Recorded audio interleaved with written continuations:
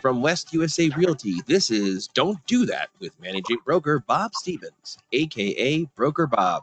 What do you have for us today, Bob? Good afternoon, everyone. We got stuff. Yes, we do. I just listened to Tina Tambor. I hope that some of you listen to Tina Tambor. She's on every Monday at 10 a.m. in the morning, presented by Security Title is how you get into it. But she was talking about sales and everything, and this August has been a heck of a good month for everybody, as well as the previous month. So things are going on here. 250 people were listening to her this morning. It's on a Zoom program. You don't actually, well, you can see everybody at the beginning, and then she puts her screen up there and tells you what's going on. Very interesting. And she does everything based on fact, not her opinion, but things that have happened and have recorded. That's the kind of stuff she does. You really need to take a look at that. And you can see her on, she said she went back on Facebook. Arizona Real Estate Trends. You might find her there. She just fired that up again yesterday. But so many people are getting over asking price. 42% of the listings are getting over asking price. So when you tell somebody that if they're going to make an offer on a property, and they need to think about going over asking price or they won't get it. She says she can prove it to you, and she gave us something to go on there. You can get onto her website or you can find that out by going to Tina at CromfordReport.com, and she'll tell you how you can get that. But most all of the stuff is at least 5,000 over asking price. So that's minimum, and they go a lot more. Some were going 30,000 over asking price. And then you wonder if you can get the appraisal. And she says the appraisers are starting to look at this stuff and acting on it, and they're getting better appraisals. So that was good to hear, that maybe you won't have so much problem with appraisals. I know some of you have had some problems with that. Because you call me and ask me what to do. Well, there's not much you can do in some cases. But the thing that keeps people buying homes is the affordability. The interest rates are down under 3% or somewhere around in there. And so they're more affordable, and they can buy a higher priced house and still have a reasonable payment. So that's what's going on in Tina's world, and I hope you'll take a look at that. Anytime you want to speak with her, you can go to Tina at CromfordReport.com if you want to send her an email or something. So that's a great meeting. It lasts for an hour, and it's very good. 250 people watching that this morning. Okay, now, I sent you a buyer attachment, or a contract, actually, and we'll get into the contract a little bit later. But I underlined a lot of things there that, as you can see in red. But let's talk about some other things. In a newspaper yesterday, Sunday newspaper, they were telling everybody to please do a pre-closing walkthrough and do it very well so that you don't close with stuff that's undone. So you need to think about that. That was quite an article. It's quite big there, and they're urging buyers to do their pre-closing walkthrough, and that's important, very important page to have. I'll mention that. Now we get down to some fella called up and wanted to complain about an agent. No, he wanted to complain about the owner of the home. That's what it was. This guy's from a refrigeration company, and the owner of the home threatened him, he said. I said, well, how does that come down to me? What interest do I have in that? Well, never mind, he said. Then I called his agent, and she'd had the same call, and it was again, what does that have to do with me? I guess the owner was irritated because he'd been out there 2, 3 times. It had not fixed the air conditioning like it should be. Of course, they never are when you're pumping up 115, 20 degrees around. So that was an interesting little complaint that came in. Now, here's another fellow that called in, and this is something to remember. If you just want to take conventional financing, you need to write in your listing that you won't do FHA loans. You won't accept them. So that's okay to do, and you can write that right on the front page. And we got one going here that was a conventional, but it didn't happen. So then he switched over to FHA, and so the other broker and myself, we got into a interesting discussion here. And can you do that? Can you change over to an FHA? It did not say that they would not take an FHA loan on the listing. So yes, you can. It's on line 103 of the contract. You can change as long as it doesn't delay the close of escrow or cause the seller more money. So you can do that. And the agent had sent over a cure notice to the other party. Well, you can't send a cure notice on that particular situation because they can indeed do that. So we had an interesting discussion there. Now the seller said, well, if there's repairs on this thing, I'm not going to let them come in the house and do the repairs because they have to do the repairs, not the seller. The seller is not getting the loan. The seller doesn't have to make the repairs. They were not called for in the Binzer. Of course, by this time, it's way past Binzer time. So if they don't let them in, well, I don't know how they can do repairs. If there are repairs required by an FHA contract where the lender would require repairs that are called for on the appraisal. So I don't know where that's going to go, but the broker on the other side says, well, I may as well give up on this one because we're not going to fly very far with this. I said, you're right. And he's an old friend of mine. I've talked with him before. So we wrapped that up pretty quick. Here's something. I've got a couple of people I've heard of recently that have not complied with David Pruitt and his program for property management. And you do have to do that. And I called him up just to make it sure. And I asked him if he'd heard of this person. He said, never heard of her, but she's doing property management. So he'll take care of that deal there.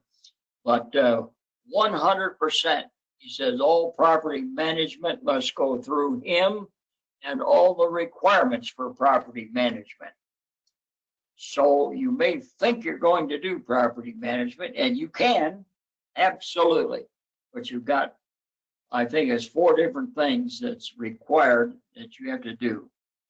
One of them is you have to join NARPM. So you can get all that stuff from David Pruitt and try to take care of those issues. Okay, go down the line here. This is one where the tenant is the buyer. And we're handling the seller's transaction. course, the tenant is the buyer. Small transaction here, but they had to put on a half a roof and some other things that had to come together here. There's something about $6,000 in cost on a roof. Well, the seller accepted all of this. And now he's looking at the entire contract finally, and he should have looked at it before he put his signature on it, of course. The Benzer was accepted, everything was going good. And then he decided, well, I'm not going to do this because I'm going to lose money on this transaction. And he let our agent know that he has 72 hours to cancel the contract. And of course, it does not say that in the contract. He's from California, so maybe it says that in California, but certainly not here. So he's going to have to take care of it. So then he wanted the agent to give up, and she only charged him 5% commission on this thing, to give up the commission to make all these roof repairs and all that. I said, no way, that's not what you work for. You work for that for your family, and you need to collect that commission and take care of it that way. I don't know where it went after that, but they always attack the agent and try to get the agent to make it right. Some of these things, I just don't know that that's right or not to do things that way. I don't like it. But they always want a piece of the action from the agent. I don't like that at all. I see I have a note here that our broker's secretary there has been there 22 years. That's Terry Oden. That was a good word there. Now, somebody else calls me and says, I got a cure notice and to close escrow. I said, well, can't close on Saturday and Sunday, so those days they count the 3-day cure notice. So she had Friday, Saturday, and Sunday. Well, then Monday they can cancel me. No, it's in the contract. It's in there. If Monday would be the day that you would cancel it, and so it's all in there on line 314.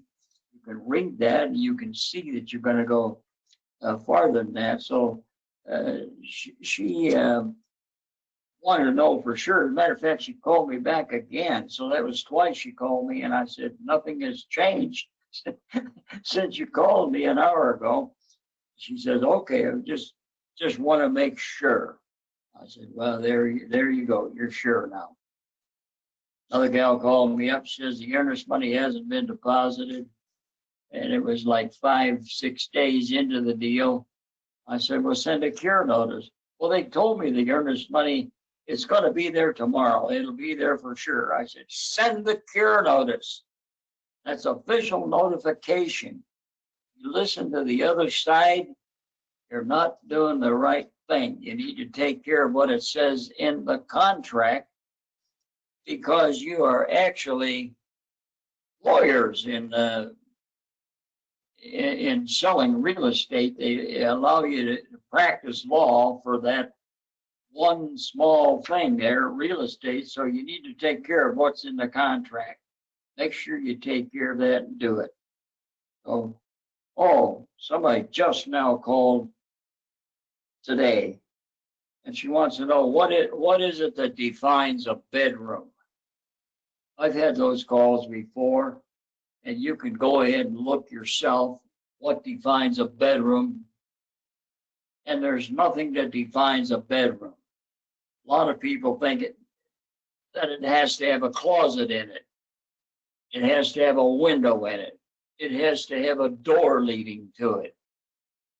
All of these things. And mostly real estate agents believe that. She said, well, she'd always heard that. I said, I know. It just goes on and on and on. You tell another real estate agent and they'll believe it too. No, that's not so. It's hard to define. And if you look up FHA, definition of a bedroom, they'll come down and blame it on the appraiser It's whatever is normal in the neighborhood, whatever it might be. So Bernadette and I just sold a house, and we wanted to make sure there was no quibbling about the bedroom because we were using it for an office. So we ran down to one of these stores here. I forgot the one where you put all the stuff together. And we got ourselves a bedroom out of there, brought it home, set it up, nailed it into the wall, and we had a bedroom for sure. There was no question about it. So that's one thing you can do. I think we spent $150 or something like that. It wasn't much, but we got it taken care of. So if you're thinking about bedrooms, that might be a thought for you. Might be a thought. Okay. Now we'll get into this other thing here. I got a bad situation going last week here. And one of the things, this contract that I received, here's a contract that somebody wrote up. I wish I knew what you guys, agents that write this, I wonder what they mean. Here's additional existing personal property included in this sale: refrigerator, washer, dryer.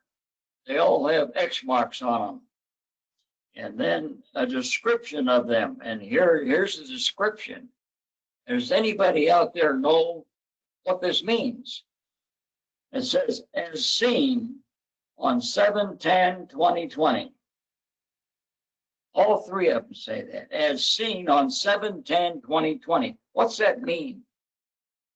I have no idea. And if you ever get drug into taking that to court, I'd like to see you explain it.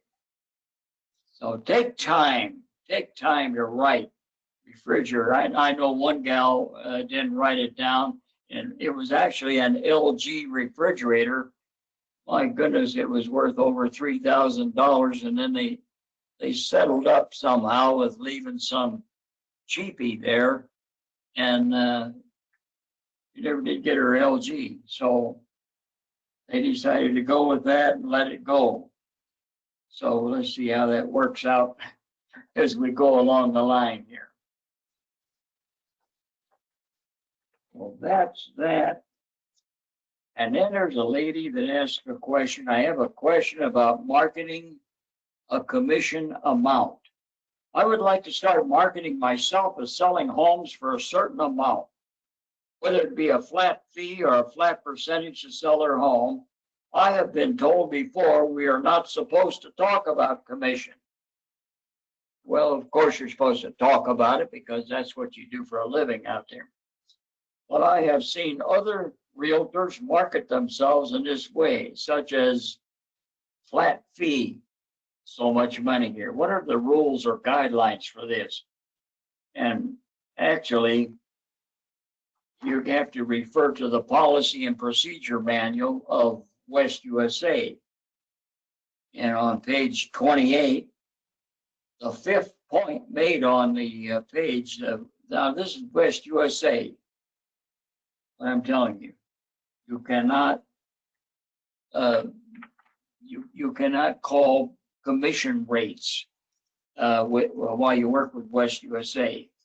That would be something. 3,000 people fighting it out over a commission rate. We don't want anything like that. And I recall when Clay Fouts made that rule, and it's still a rule. So we don't want anything going crazy with that stuff. So that's where you go, Policy and Procedure Manual, page 28, in case you want to see it. And I hope you do. Okay. Here's the 14. There we go. And then what do you sell is communication. I've written a story about that. You really don't have anything to sell except communication. So you need to take better care of communicating with folks And especially another article that I wrote, put a hold on your personal feelings. Oh, that's where we get out of sight there. People get all irritated themselves. I'm talking about agents. Now, their clients may be irritated, but there's no reason to get irritated amongst agents back and forth. You can merely say, this is what my client said, and this is what they want to do, and so on and so forth. You could go back and forth like that, but it gets to be pretty tough stuff out there when you don't put a hold on your own personal feelings. And I've written more than one story about that, and it's, as a matter of fact, in one grocery store years ago, they used to have a rule outside the grocery store: the customer is always right. Rule number 2, if the customer is wrong, refer to number 1. There's grocery store in Connecticut. That's a long ways. Have you ever been to Connecticut? I never have, except in the movies. Now, one of the extra services for buyers is to go out and find houses for people. And it doesn't cost them anything, although they believe that it does in some cases. But this is an extra service you can offer. And then you need to get a buyer-broker agreement signed, is what you really need to do. How do you do that? You actually need to sit down with folks for 20 to 30 minutes and get them to understand what's going on. Here's something my son-in-law wrote this. I asked him if I could use it, but it says, getting the buyer broker signed every time. And in his career, along with my daughter, Robin, they worked these things, and only one time they did not get a buyer broker signed. And they would not show houses to people, to these particular people that wouldn't sign one of these things, because it's expensive to go out there and just drive and show houses and do all that work, and you're not going to get paid because they can just slip out of your hands so quick and go somewhere else. So something to think about. If you want this article, I will send it to you. It's getting the buyer broker signed every time. And he writes in his own style. He says, don't be stuffy, be refreshing and jocular, whatever that means. Have a folder ready for the client and the agent. Be organized and prepared, and then go through the client's file briefly with the client. And this is really good stuff here. If you work at it, take care of it this way, you'll get it signed. Other than that, don't get in my car. And don't forget the registration. Here's a registration. And you got to be careful with this, because I get this question every now and then. Somebody buys a house for $400,000 and they spend, let's say, $40,000 on upgrades. So the sales price is $440,000. Well, these people don't pay fees for the upgrades. They pay fees on the base price. So this is what I have here. This one says a 3% commission, and the commission is paid on the base sales price. This happens to be an Elliott Home agreement, buyer broker registration.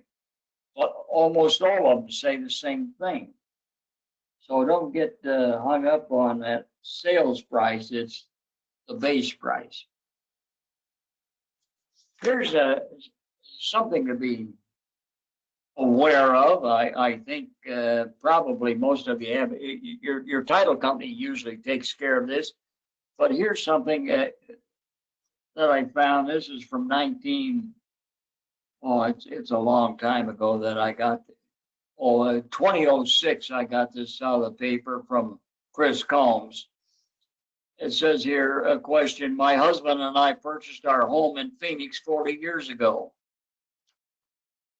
And he died, says here, 3 months ago. Well, I learned that he had been having an affair with a lady in his office for 10 years. That's what she learns after he died. He transferred two of the bank accounts to her and gave her a deed to our home. So where are we here? And Chris says, unfortunately, your situation is not unusual. That was back in a time when you had community property. But now you have community property with rights of survivorship. So you want to make sure that if people want this deed, that they get it. So there's no funny stuff going on. So actually what happened in this case was the girlfriend and the wife sold the house and shared the proceeds. That's what had to happen because that's how it was owned. So as I said, you guys are practicing attorneys in real estate. You want to make sure that you understand where you're going with some of this stuff. These are things that are very interesting. I always took note of them and make sure that people understand these things as we go down, as I've been a broker for many years. Now we have the buyer advisory. Here's a new one from July of 2020. There's so many things in this buyer advisory. I think I told you about it last week, but I want you to take care and make sure that they have a copy of this and that they sign for it. An acknowledgement of 13 pages of this buyer advisory, and turn that into the office so we know you've given it to them. It's an important paper. I had a hard time getting this as a requirement, but it's a very good requirement in the office there. And also the wire fraud advisory. My goodness, they're still banging away at people on this wire fraud stuff, and people are getting hurt by it because they think it was the title company that called them and said, you need to send us this much money. Well, make sure that these things are sold. Check with your agent and make sure that your clients check with you to see that this is true. But be very careful of that wire fraud advisory. And then if you have something to lease, get a listing that you're going to lease it, there's a lease owner's advisory. This is very important. It tells people what they need to do and what they need to pay tax on such a thing. And they need to know how much they need to charge for a rental to make sure they've got enough money to cover taxes and everything. Well, this is an important page here. It's 6 pages of it. And then you turn right around and give this one to the tenant. We have a tenant advisory.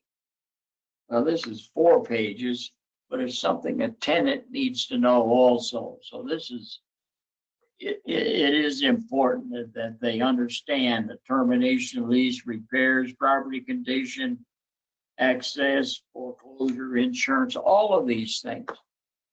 Make sure you provide those. Now we're getting to the point where we need to close her down here because we're 29 minutes into it. But next week, I want to talk about this lease or this, it's not a lease, it's a contract, an offer. So I've written down all the numbers that you need that we're going to talk about, and hopefully we can get into some of this. There's a lot of good stuff in here. Have you read the contract? And I asked that question and find a lot of people are just honest with me and say, well, no, I've never read it. Well, if you're going to have people sign this thing, you need to know what it says. So do the people that are signing it. They need to read it too. So this is pretty doggone important, the contract. At first, it's just an offer, but it becomes a contract, and especially when you're making bigger offers than what is asked for. So listen up next week, hopefully, and we'll see you then. Thank you very much, everybody.